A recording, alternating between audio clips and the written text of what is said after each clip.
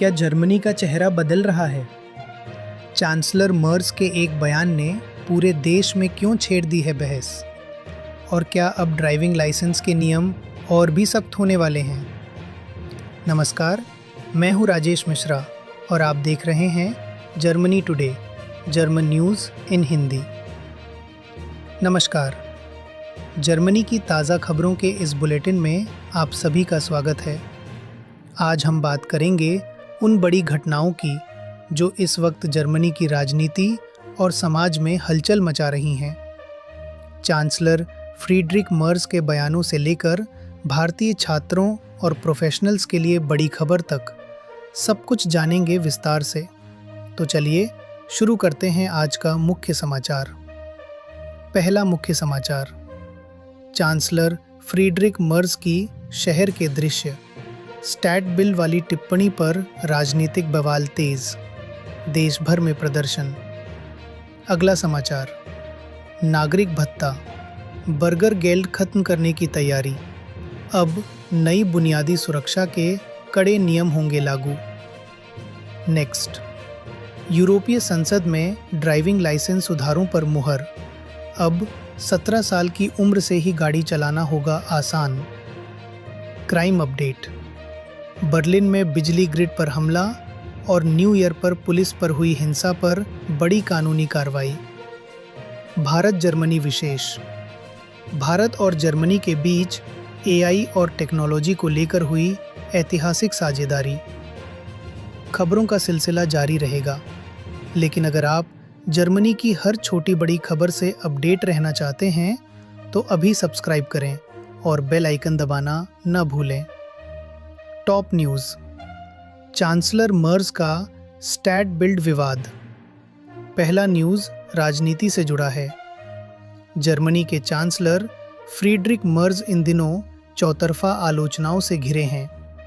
हाल ही में उन्होंने प्रवासियों को लेकर एक बयान दिया जिसमें उन्होंने शहर के दृश्य, स्टैट बिल्ड खराब होने की बात कही। विपक्ष और नागरिक संगठनों का कहना है कि ये भाषा भेदभावपूर्ण है।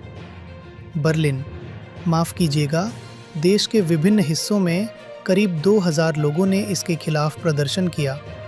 हालांकि मर्ज अपनी बात पर कायम हैं और उन्होंने अपनी पार्टी CDU को AfD जैसी पार्टियों से दूर रखने का संकल्प भी दोहराया है।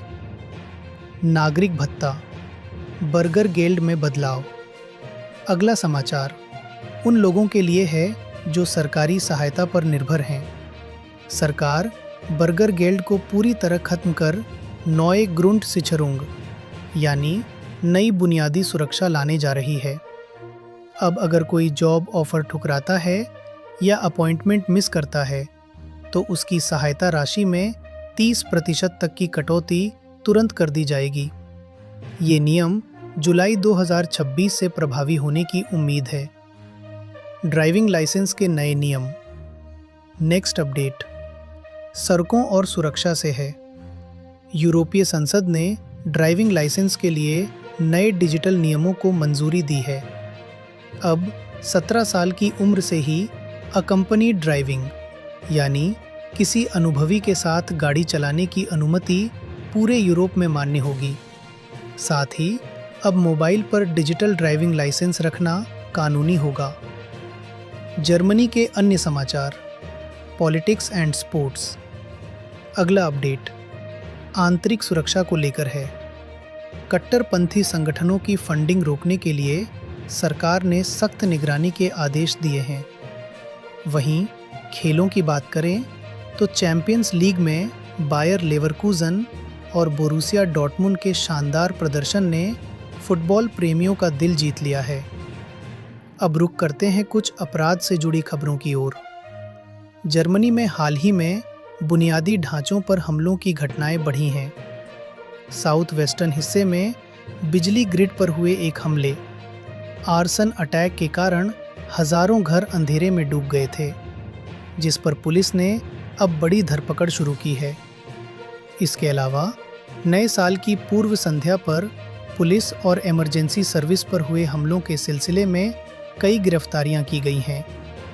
अदालतों ने इन मामलों में त्वरित सुनवाई के आदेश दिए हैं। भारत और जर्मनी के रिश्तों की बात करें तो पहली खबर टेक्नोलॉजी से है।